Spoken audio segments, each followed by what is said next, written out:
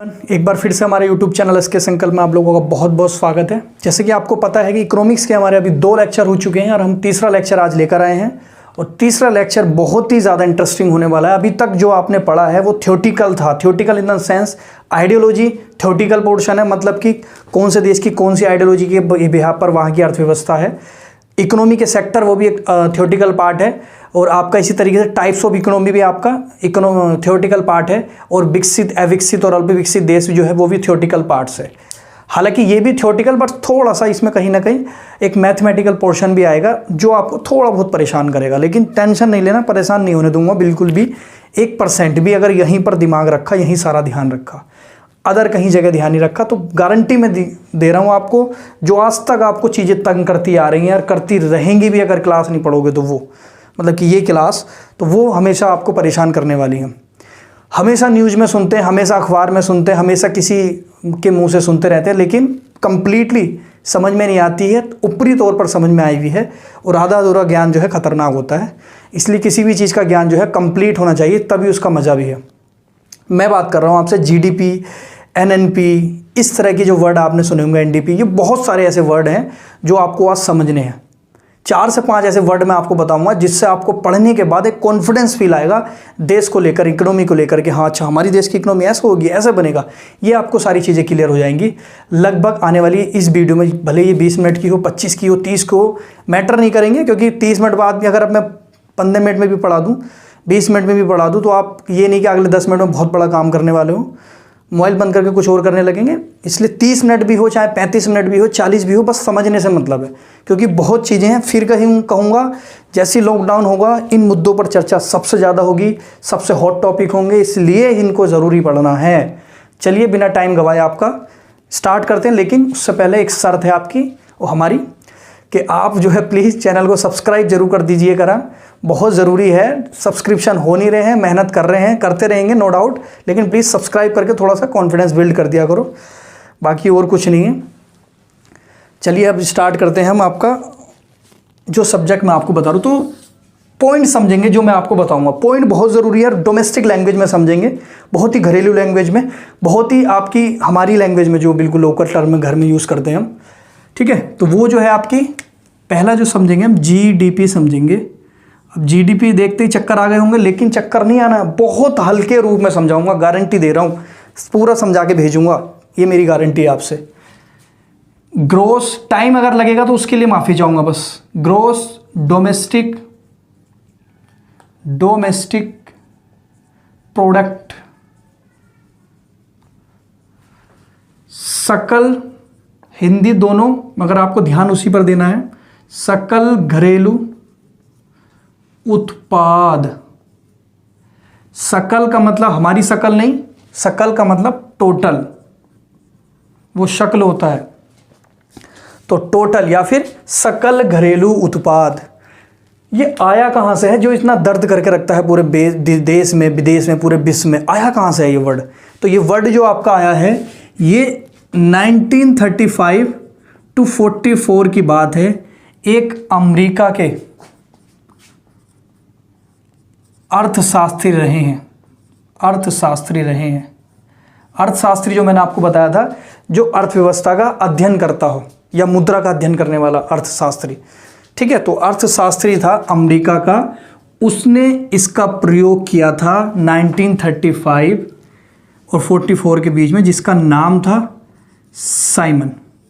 GDP शब्द का प्रयोग अमेरिका का अर्थशास्त्री था, इससे इस टाइम के बीच में साइमन नाम का एक व्यक्ति था, वो अमेरिका अर्थशास्त्री, उसने इस जीडीपी वर्ड का प्रयोग किया था और इसको जो है प्रमाणिकता जो दी थी वो कुछ बड़ी बड़ी संस्थाएं जो आप सुनते हो आजकल, उनको यूज़ करने के बाद इसको जो है विश्वव्यापी रूप मिल गया और इसको पूरा विश्व में जितने भी देश हैं वो प्रयोग करने लगे। जैसे आपने नाम सुने होंगे, वर्ल्ड बैंक जैसी संस्था इनका यूज़ करने लगी इस जीडीपी का, और आईएमएफ जैसी संस्था जो वर्ल्ड व्यापी संस्था है वो इस वर्ड का यूज़ करने लगी जीडीपी का। तो अब ये वर्ल्ड व्यापी वर्ड बन चुका है जिसका प्रयोग सभी देश मिलकर करते हैं।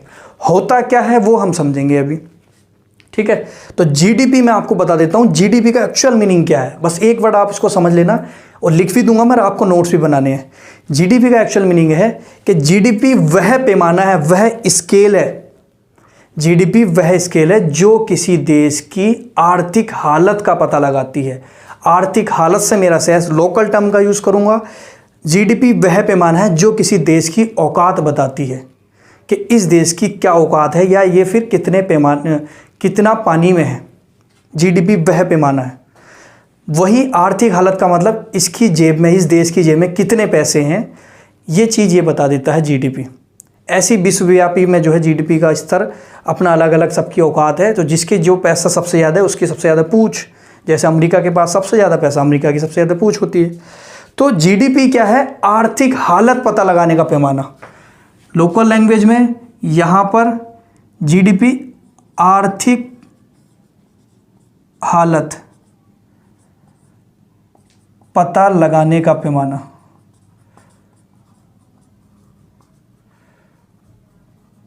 जैसे मेरी क्या औकात है, मेरी क्या हालत है, तो वो मेरा अकाउंट देख के पता लग जाएगी, ठीक है, कि मेरे अकाउंट में क्या है क्या नहीं है, जीरो है। ऐसी देश का अकाउंट भी होता है, देश की एक स्थिति भी होती है, देश की आर्थिक व्यवस्था भी होती है। उस व्यवस्था को पकड़ लेंगे, देख लेंगे कि क्या औकात है, वो सारी चीज़ें। तो ऐसी जीडीपी जो है आर्थिक हालत पता लगाने का पैमाना है कि देश की क्या आर्थिक हालत है। ये नहीं कि राजनीतिक हालत या सामाजिक हालत, वो अलग चीज़ है। वो अलग चीज़ कैसे? अगर ये आर्थिक हालत अच्छी होगी तो मैं मानता हूँ और होता भी है, जिस देश की आर्थिक हालत अच्छी होगी उसकी सामाजिक हालत भी अच्छी होगी, उसकी बहुत हद तक राजनीतिक हालत भी अच्छी होगी। आर्थिक हालत से सामाजिक हालत का क्या मतलब है? मतलब कि अगर देश में सबके पास पैसा होगा तो समाज कैसा होगा? अच्छा होगा, नहीं होगा? समाज की कैटेगरी या समाज निम्न कैसे हो जाता है? जब उस पर पैसा नहीं होता, मतलब कि आर्थिक हालत खराब होती है। या घर आर्थिक हालत खराब होने की क्या कारण है? अगर आर्थिक हालत खराब है तो घर भी खराब है, समाज भी खराब है, सोसाइटी भी खराब है। तो आर्थिक हालात चेक होंगे तो सब कुछ ठीक होगा। आर्थिक हालात चेक होने का मतलब अगर वो सही होगा तो समाज ठीक, अगर वो गलत होगा तो समाज बेकार या फिर गरीब। तो मैं ये कहने से आपसे मेरा मतलब है आर्थिक हालात ज़रूरी हैं ठीक होना। मतलब कि आर्थिक हालात ठीक होने से मेरा क्या तात्पर्य है? जीडीपी होना ठीक ज़रूरी है। आर्थिक हालात तो ठीक होंगे जब जीडीपी ठीक होगी। आर्थिक हालात अगर गिरे हुए होंगे तो जीडीपी कैसी होगी? गिरी हुई होगी। इसको फिर एक शब्द में समझेंगे क्या? 3 चीज़ें मैंने आपको पहले बताई थी। कृषि अगर आपको ध्यान हो, उद्योग, और तीसरा सेवा। समझ रहे हो ना? कृषि, उद्योग, सेवा। कृषि में कार्य करने के लिए लोगों की जरूरत पड़ती है तो लोग अपनी सेवा देते हैं। उद्योगों में काम करने के लिए लोग, उद्योग में मालिक तो लगेगा नहीं, इतने बड़े पैमाने में वर्कर लगे होते 20-20, 25-25 हज़ार, वो अपनी सेवा दे रहे हैं, मजदूर लोग हैं। तो कृषि, उद्योग और सेवा, ये तीनों घटक हैं जीडीपी के तहत। ऐसे लिख सकते हो आप, जीडीपी के तहत कृषि, उद्योग, सेवा, ये 3 घटक हैं, 3 घटक, कंपोनेंट। अगर इन 3 घटकों का उत्पादन, इन 3 घटकों का कंपोनेंट का उत्पादन, प्रोडक्शन बढ़ेगा तो जीडीपी क्या होगी? घटेगी? नहीं, जीडीपी भी बढ़ेगी। अगर इन 3 घटकों का उत्पादन घटेगा तो जीडीपी क्या होगी? बढ़ेगी? नहीं, जीडीपी भी घटेगी। अगर इन 3 घटकों का उत्पादन बढ़ेगा तो जीडीपी भी बढ़ेगी, घटेगा तो जीडीपी भी घटेगी। तो कुल मिला के अगर हमारे देश की कृषि की हालत बढ़िया है, हमारे देश के उद्योगों की हालत बढ़िया है और हमारे यहाँ सेवा की हालत बढ़िया है कि परिवहन बहुत अच्छा चल रहा है, बैंकिंग सेक्टर बहुत अच्छे चल रहे हैं, सबके बिजनेस अच्छे से चल रहे हैं, काम सब बढ़िया कर रहे हैं, सेवाएं सब अच्छे से दे रहे हैं, चिकित्सा, शिक्षा, ये सारी सुविधाएँ सेवा के रूप में अच्छी तरीके से चल रही हैं, इंडस्ट्री बहुत अच्छे से काम कर रही है, प्रोडक्ट अच्छे से बना रही है, कृषि का उत्पादन बारिश की वजह से बहुत अच्छा हो रहा है। तो ये आपका क्या, अगर सब उत्पादन अच्छे से हो रहा है, अगर इन तीनों घटकों का उत्पादन, कंपोनेंट का उत्पादन अच्छा हो रहा है, मतलब कि उत्पादन बढ़ रहा है, तो जीडीपी भी बढ़ेगी। और जीडीपी, अगर इनका उत्पादन घटेगा तो जीडीपी भी घटेगी। अभी जीडीपी की डेफिनेशन नहीं आई है, परिभाषा नहीं आई है, सिर्फ मैंने आपको बताया अभी जीडीपी कैसे है, क्या है, अभी समझना नहीं है, अभी इसको बस एक तरीके से दिमाग में रख लो, डेफिनेशन अभी आएगी इसकी, जस्ट समझ रहे हो ना आप। तो इसको पहले बनाओ, फिर मैं आपको जल्दी से डेफिनेशन बताना हूँ, मिटाऊंगा नहीं मैं, इसी पर बनाऊंगा, तो इसलिए आप जल्दी बनाओ इसको।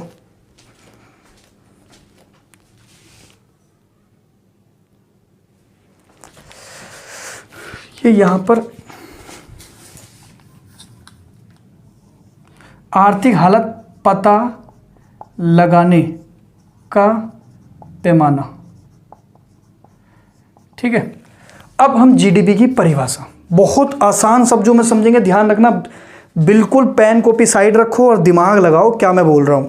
वो वर्ड अगर आपने दिमाग में रख लिए तो जिंदगी में नहीं भूलोगे। बाकी तो किताबों में बहुत लिखी हैं, समझ में नहीं आएंगी, लेकिन अगर आपने यहां समझ ली तो गारंटी दे रहा हूं कि आपको जिंदगी में नहीं भूल सकते। तो मैं आपसे क्या कह रहा हूं, ये ध्यान रखो। अब जीडीपी की परिभाषा देखो, इसको मैं मिटा देता हूं, आप इसकी फुल फॉर्म तो समझते ही हो, और ये भी मिटा देता हूं, सॉरी परिभाषा कह रहा हूं, फुल फॉर्म तो पता ही है आपको। अब जो है जीडीपी की परिभाषा, किसी देश में, ध्यान से सुनना, किसी देश में, तो किसी देश में मतलब कि हम पहले किसी देश की बात क्यों करेंगे, हम अपने भारत की बात करेंगे। अरे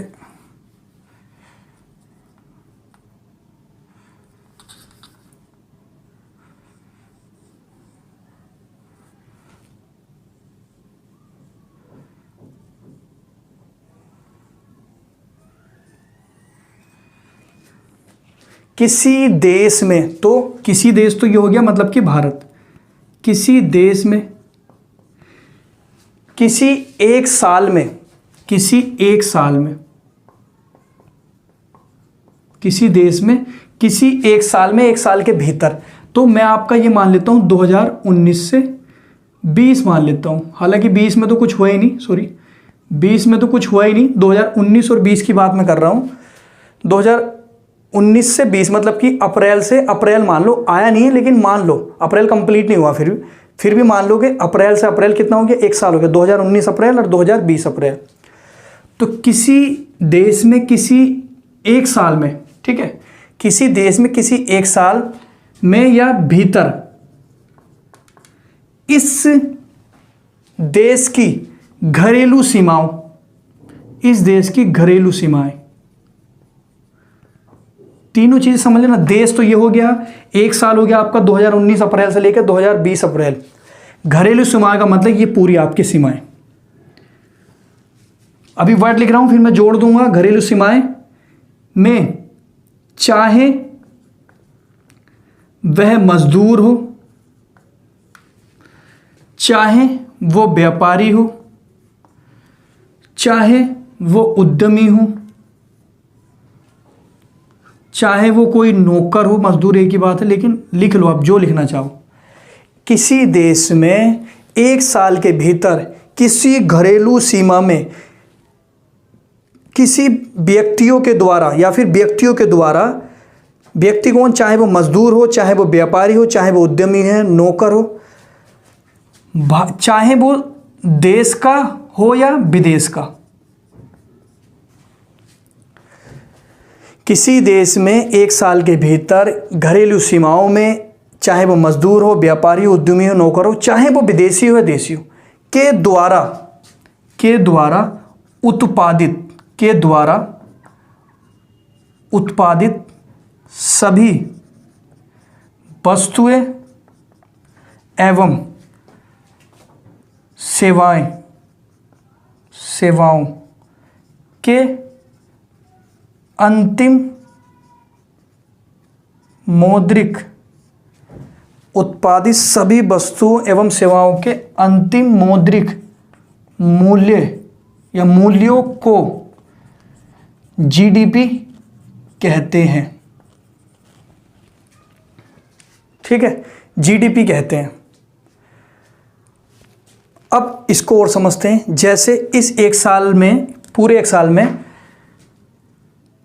कपड़े बना दिए, किसी व्यापारी ने, उद्यमी ने कपड़े बना दिए, उद्यमी ने मोबाइल बना दिया, नौकर ने भी कोई चीज़ ऐसी बनाई जो वो बेच रहा है, सेवा के रूप में बेच रहा है, अपनी नौकरी देकर बेच रहा है। नौकर का मतलब सरकारी नौकर भी हो सकता है, प्राइवेट नौकर भी, वो भी कुछ सेवा उत्पादित कर रहा है। या फिर लस्सी की दुकान लगा ली किसी ने, लस्सी बेच रहा है तो वो, या फिर कोई शिकंजी की दुकान, या फिर कोई बड़ी नौकरी करने लगा कहीं पर, मजदूर के द्वारा भी कोई मजदूरी करने लगा। अब कपड़े, मोबाइल, या फिर आप टीवी, या फिर कोई मूवी भी ले सकते हो आप एक साल के भीतर। तो किसी देश में एक साल के भीतर उस देश की सीमाओं के अंदर, चाहे वो मजदूर हो, व्यापारी हो, उद्यमी हो, नौकर हो, देश का हो या विदेश का हो, उस एक घरेलू सीमा के अंदर उसके द्वारा उत्पादित सभी वस्तु एवं सेवाओं की अंतिम मौद्रिक मूल्य को जीडीपी कहते हैं। अब इसको समझते हैं। कपड़े बनाए, 100 रुपये के कपड़े बना दिए सबने मिलकर, पूरे भारत में 100 रुपये के कपड़े बना दिए। 1000 के मोबाइल बना दिए, टीवी बना दिए 1000 के, और 900 रुपये की एक मूवी बनी भारत में। टोटल करो कितनी, 100, 1000, 1000 और 900, तो ये आपका टोटल कितना हो गया, 3000।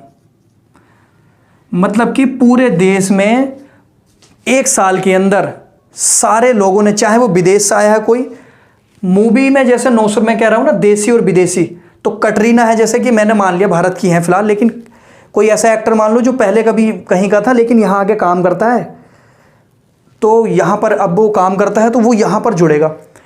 ऐसा कटरीना भी हैं और भी हीरोइन से नाम तो मुझे याद नहीं है, लेकिन जो यहाँ पर आके काम कर रही हैं, मूवी में काम कर रही हैं, फिल्म में काम कर रही हैं, या किसी सीरियल में काम कर रहे हैं, या किसी तरह का भी कोई काम कर रहे हैं, भारत के अंदर काम कर रहे हैं या फिर एक सीमा के अंदर काम कर रहे हैं, तो इस काम करने के दौरान जो भी सेवाएं उत्पादित हुई या फिर वस्तुएं उत्पादित हुई, उनका टोटल मैंने मान लिया 3000 रुपये। तो एक मोटा मोटा हमारे देश की जीडीपी क्या हो गई, 3000 रुपये हमारे देश की जीडीपी हो गई। वो देसी विदेशी से मतलब नहीं है, बस एक सीमा के अंदर उत्पादन होना चाहिए। तो भारत की इस सीमा के अंदर वो सीरियल बना है या फिर कोई मूवी बनी है, तो यहाँ पे वो उत्पादन हुआ है उसका, वो फिर मूवी चली थिएटर में, पैसा कमाया उसने, वो फिर काउंट होगा जीडीपी के अंदर। तो फिर मैं आपसे कह रहा हूँ, मैं बार बार इसलिए बता रहा हूँ, इसको समझ में आएगा तो सब इससे एक दूसरे से इंटरकनेक्टेड है, फिर उसमें थोड़ा थोड़ा फेरबदल करना है। एक देश के अंदर किसी एक साल में, क्यों एक साल में, क्यों, क्योंकि हर साल अलग है। अब वो भी मैं चलो समझाऊंगा।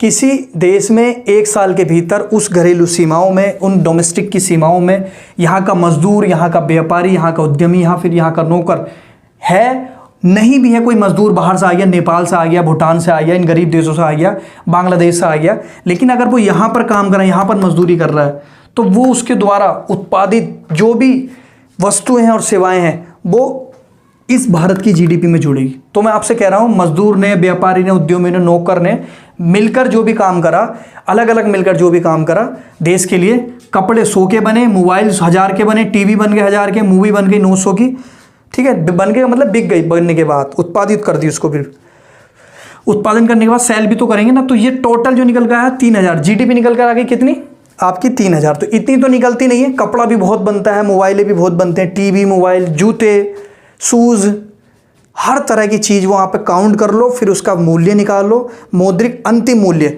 अंतिम मूल्य से का मतलब मैं ये बता रहा हूँ, इसको मतलब समझो मौद्रिक मूल्य, ये जो है अंतिम मौद्रिक मूल्य। मौद्रिक मूल्य मतलब उसके पैसे निकाल लो, बस मौद्रिक मूल्य मतलब उसके पैसे निकाल लो। अंतिम का मतलब यह है कि कपड़े से पहले वो कपास था, ठीक है, कपड़ों से पहले वो कपास था, कपास को काउंट नहीं करेंगे, फिर एक ही बार जो फाइनल गुड्स जो तैयार होकर आता है उसका निकाल लेंगे, कपास का काउंट नहीं करेंगे। तो फाइनल गुड्स को जो है, टीवी से पहले वो फिर छोटे छोटे पुर्जे थे, समझ लो ना, टीवी से पहले वो छोटे छोटे पुर्जे थे, मोबाइल में भी छोटे छोटे, जब वो मोबाइल बनकर आया तो मोबाइल 1000 रुपये का गिना गया। मोबाइल में ये नहीं कि मोबाइल के अंदर जो डिस्प्ले है उसको फिर अलग गिनेंगे, और फिर मोबाइल में जो है मदरबोर्ड को अलग गिनेंगे, या फिर उसके बटन को अलग गिनेंगे, टच को अलग गिनेंगे, पूरा तैयार हो गया तब वो मोबाइल गिना जाएगा, या मोबाइल गिना जाएंगे 1000 का, या फिर जितने मोबाइल बने हैं 1 रुपये का बना है एक मोबाइल तो 1 रुपये गिना जाएगा उसमें। ये नहीं कि उसमें अठन्नी जोड़ी जाएगी 25 पैसे नहीं, फाइनल गुड्स को जो है इसमें कंसिडर किया जाता है, जो फाइनल गुड्स तैयार होकर आता है। समझ लो आप, नहीं समझ में आया, एक बार और समझाऊँ, बोलो। समझा देता हूँ। चलो, किसी एक देश की सीमा में 1 साल के भीतर, उस देश की सीमा मतलब कि घरेलू सीमा जो डोमेस्टिक है, चाहे वो मजदूर हो, सबके द्वारा उत्पादित, देश का हो विदेश का हो मैटर नहीं करता, बस यहाँ पर हो। वो कोई आ गया है यहाँ पर, जैसे कि बराक ओबामा जी आ गए यहाँ पे, आगे क्या करने लगे, मजदूरी करने लगे। तो बराक ओबामा जी यहाँ पे मजदूरी की है, उन्होंने जो सेवा उत्पादित की है, उन्होंने जो उत्पादन किया है वो यहाँ पर लगेगी। समझ लो। अब ये समझ लो कि यहाँ का कोई चला गया, मोदी जी चले गए कहाँ, वहाँ पर चले गए अमेरिका में। तो मोदी जी यहाँ पे जो सेवा उत्पादित करते हैं, मान लिया कोई नॉर्मल इंसान है, नाम से थोड़ा सा लगेगा, तो वो यहाँ पे नहीं काउंट होगी, वो वहाँ पे कर रहे हैं तो वहीं पर होगी। इस घरेलू सीमा के अंदर बाहर का भी कोई आ जाए, लेकिन भारत की सीमा में अगर कर रहा है तो वो भारत की जीडीपी में जुड़ेगी।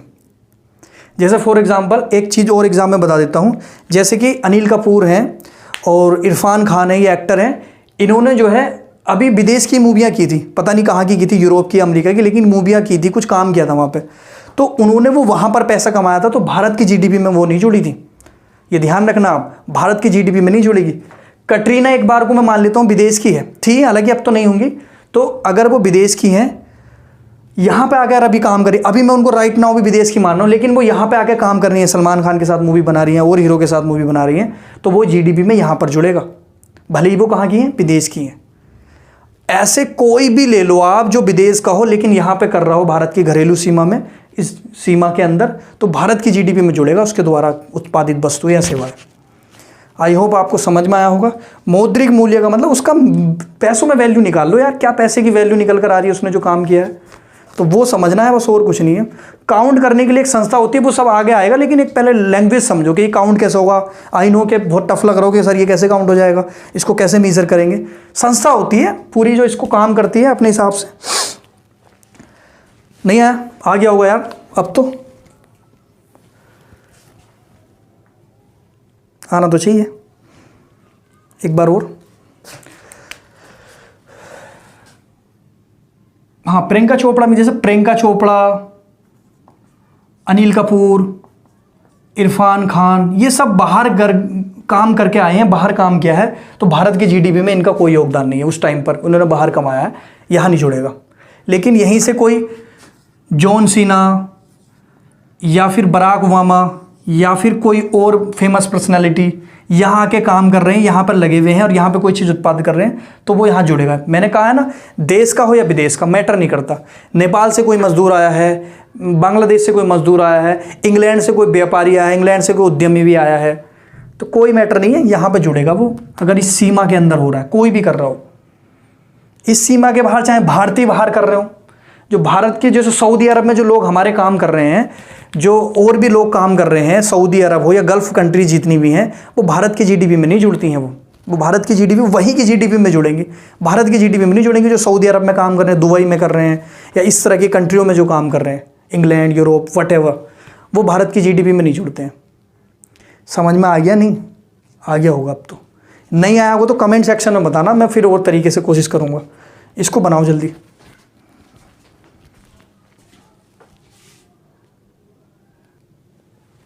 चलिए, अब जीडीपी से जुड़ी कुछ बातें जो हैं समझते हैं, जो बहुत अच्छी इंटरेस्टिंग लगेंगी आई होप, इसको समझने के बाद। तैयार हैं? चलो, तैयार हो या ना हो, समझना तो पड़ेगा। चलो, जीडीपी से आज की जीडीपी को, आज की जो रियल कंडीशन चल रही है उससे लागू करके देखते हैं, उसको जोड़ कर देखते हैं। चलिए, ठीक है।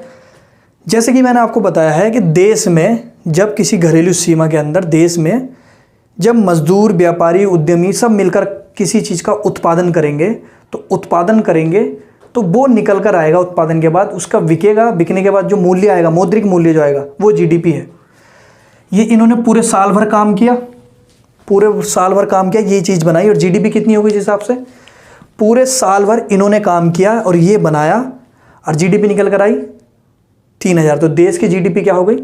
3000। ठीक है। अब इसको यहाँ समझते हैं, इसको मैं मिटा देता हूँ सबको।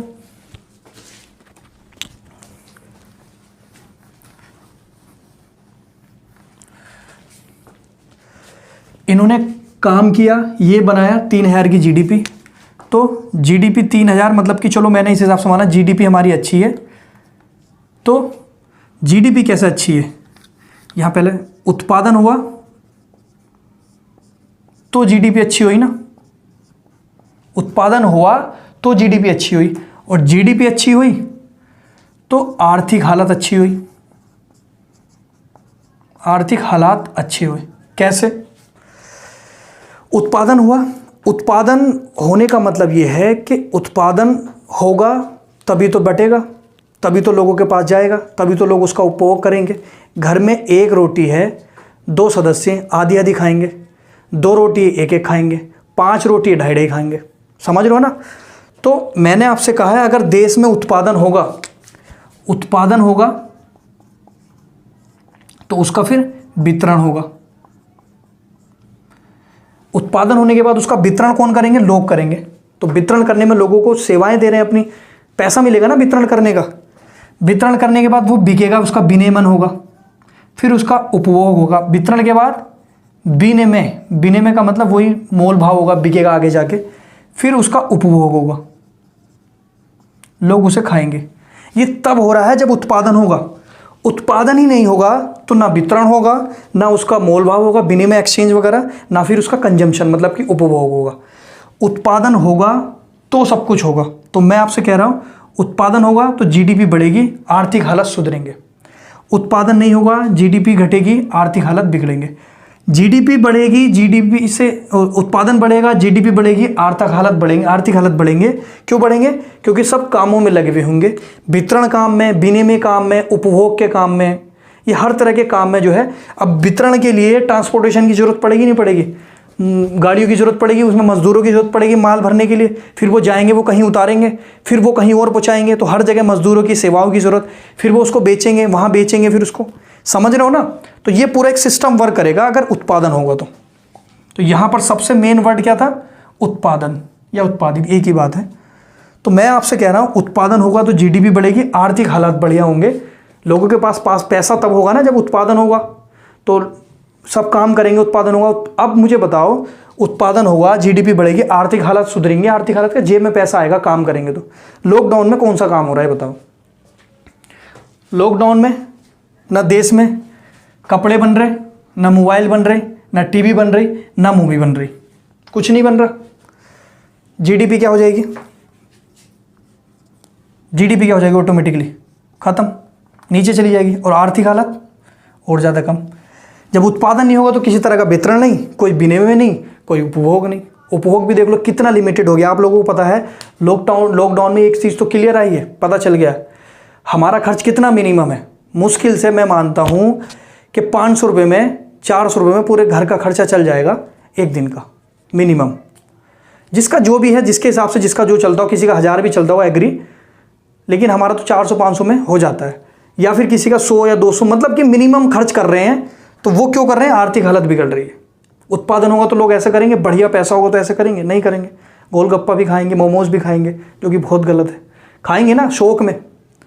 तो मेरा कहने का भी तात्पर्य है कि उत्पादन नहीं होगा तो जीडीपी भी नहीं होगा और आर्थिक हालत भी बिगड़ जाएगी, जैसे कि लॉकडाउन में हो रहा है। उत्पादन नहीं है, जीडीपी भी नहीं है, तो आर्थिक हालत भी आप देख लेना क्या होने वाली है देश की। तो लॉकडाउन से ऐसे जीडीपी जाएगी। क्यों? उत्पादन नहीं होगा। अब आपने एक चीज़ और सुनी होगी, नहीं सुनी की तो आप सुन लो। जीडीपी बढ़ना ज़्यादा लंबा तो नहीं हो रहा। देख लो, लंबा होने से कोई प्रॉब्लम नहीं है, समझ में आना चाहिए। बस मैं ये चाह रहा हूँ, भले ही मैं जीडीपी समझा दूँ इसमें, अगले लेक्चर में समझा दूँ और, लेकिन काम की चीज़ें हैं। जीडीपी बढ़ना और जीडीपी दर बढ़ना दोनों अलग चीज़ें हैं। आप सोचते होंगे जो है न्यूज़ पे कह रहे हैं कि जीडीपी बढ़ रही है, जीडीपी दर बढ़ रही है, ये दोनों अलग चीज़ें हैं और बहुत अलग हैं। इसको एग्जाम्पल के साथ समझते हैं। तैयार हो? यहां अगर ऐसे कर दूं, ये एरो ऊपर बढ़ने का है, तो जीडीपी क्या दिख रही है इससे आपको? जीडीपी बढ़ गई। यहां पर ऐसे नीचे कर दिया तो जीडीपी घट गई। एक होता है जीडीपी दर, दर का मतलब रेट। यहां जो अगर ऐसे कर रहा हूं तो इसका मतलब बढ़ गई, ऐसे कर रहा हूं तो घट गई। ये दो चीज़ें होती हैं, जीडीपी बढ़ना और जीडीपी की दर बढ़ना। जैसे फॉर एग्जांपल कि आपका एक कार बनाई जिसकी कीमत 10 लाख, फिर 10 कार बनाई, एक कार जिसकी कीमत 1 लाख है, सॉरी 10 कार बनाई तो क्या हो जाएगा, 10 कार बनाई तो क्या होगा, इंटू 1 लाख बराबर 10 लाख। अब मैंने ऐसा मान लिया कि 2017 में हमारे क्या है, हमारे देश के अंदर सब ने मिलकर, मजदूर, व्यापारी, उद्यमी, सब ने मिलकर एक साथ बस क्या बनाई थी, 10 कार बनाई थी जिसकी कीमत थी 1 लाख। तो हमारी 10 लाख की क्या हो गई, देश में जीडीपी हो गई। ये एक सीमा के अंदर बनाई थी 2017 के अंदर, मैंने ऐसा मान लिया है। 2018 में फिर 10 कार बनी सबके द्वारा और 1 लाख कीमत है, फिर 10 लाख आएगा। जीडीपी क्या हुई, बढ़ी या घटी, कुछ नहीं हुआ, जीडीपी नहीं बढ़ी ना। पिछली बार भी इतनी थी, 2017 में जीडीपी इतनी थी, 2018 में भी जीडीपी इतनी है, बराबर है, बढ़ी तो नहीं है ना। अब जो है मैं 2019 में लेकर आता हूं आपको।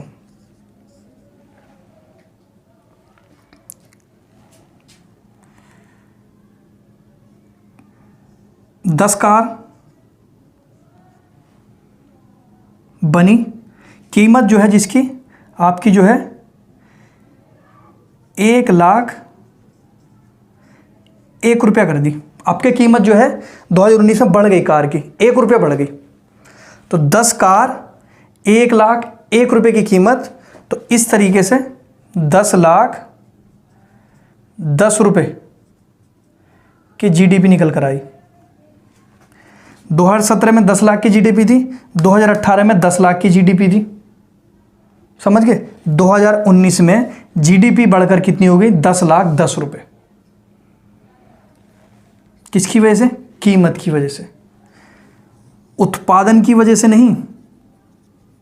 उत्पादन तो वही है जो सेम पहले हुआ था, क्या बढ़ गई है, कीमत बढ़ गई है, महंगाई हो गई है।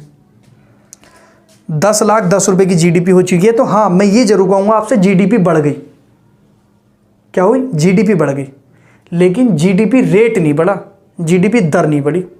अब मैं आपसे बात करूंगा 2020 की, मान के चल रहा हूं ऐसी। 2020 में 20 कारें बनी, एक कार की कीमत 1 लाख मान ली आपके, तो कितना हो गया, 20 लाख, और 20 लाख जीडीपी हो गई अब कर।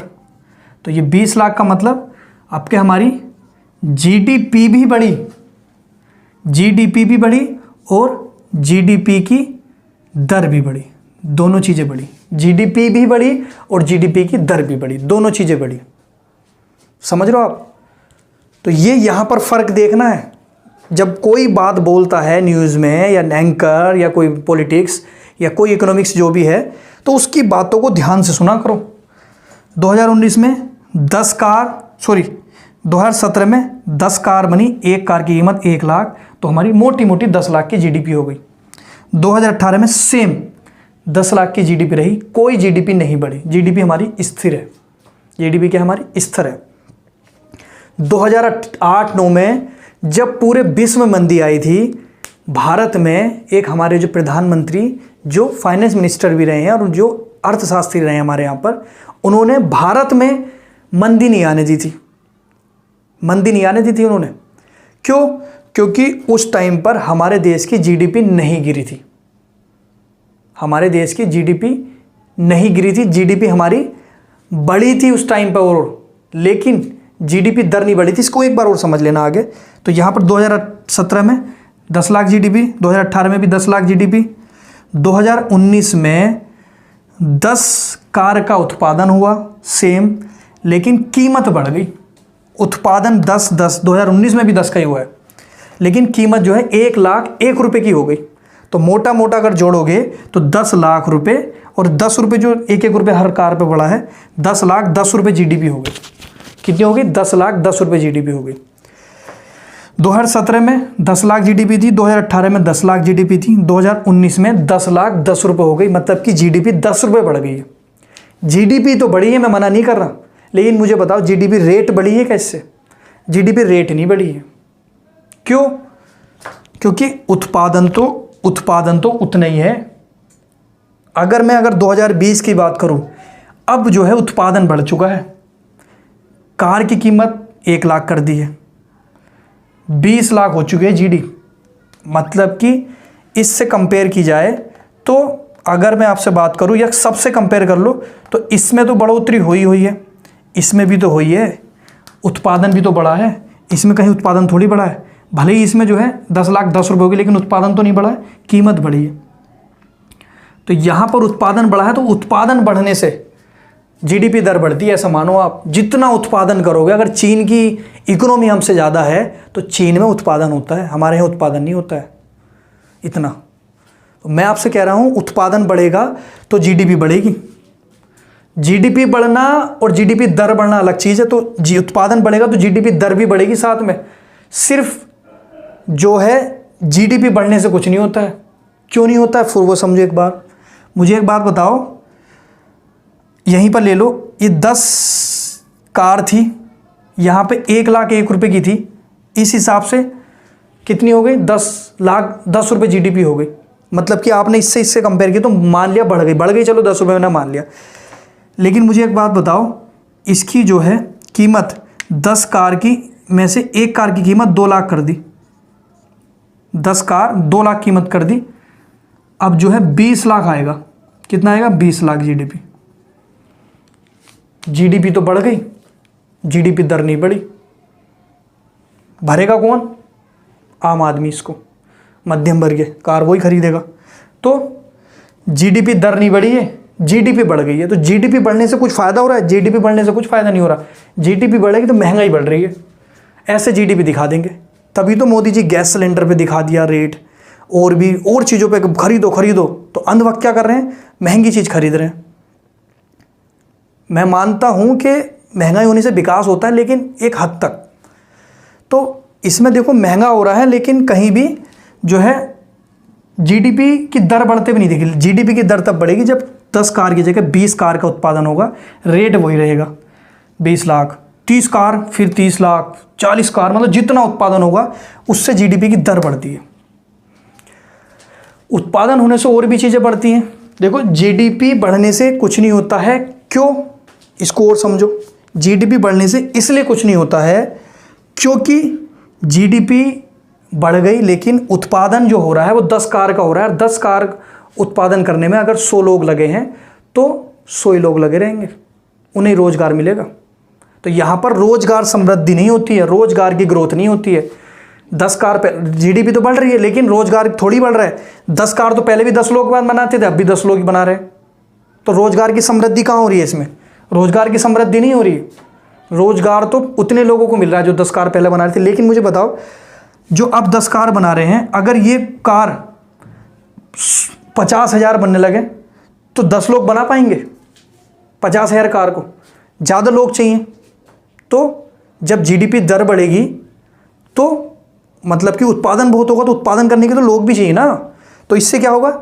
जीडीपी दर बढ़ेगी उत्पादन बढ़ने से। अब मुझे बताओ, 50,000 कार बनाने के लिए बहुत सारे लोग चाहिए, तो उन्हें रोजगार मिलेगा, तो इससे रोजगार की समृद्धि भी होगी। इसलिए जीडीपी दर बढ़ना बहुत ज़रूरी है। 2008 में जो मैं आपको बता रहा था, उस टाइम पर विश्वव्यापी मंदी आई थी, लेकिन भारत में नहीं आई थी। भारत में हमारी जीडीपी बढ़ रही थी, जीडीपी बढ़ रही थी, जीडीपी दर नहीं बढ़ रही थी। 2008-9 की मैं बात कर रहा हूँ, मंदी में। तो वो भी एक हमारी उस टाइम पे उपलब्धि थी। नहीं तो जीडीपी घटी है, और हर किसी की उस टाइम पे पूरे विश्व में। हमारी नहीं, हमारी जीडीपी बढ़ी है, जीडीपी दर नहीं बढ़ी है। तो जीडीपी और जीडीपी दर दोनों फर्क है। जीडीपी दर बढ़ने से जो है उत्पादन बढ़ता है, उत्पादन बढ़ने से उपभोग बढ़ता है, वितरण, विनिमय, सब कुछ ही बढ़ता है। देश में जो है आर्थिक गतिविधियां बहुत ज़्यादा हो जाती है। आर्थिक गतिविधियां का मतलब लोग काम में ज़्यादा बढ़ते हैं उत्पादन होने से। अब खाली बैठे हैं, उत्पादन नहीं हो रहा, तो जीडीपी गिरेगी 100%। समझ में आया होगा?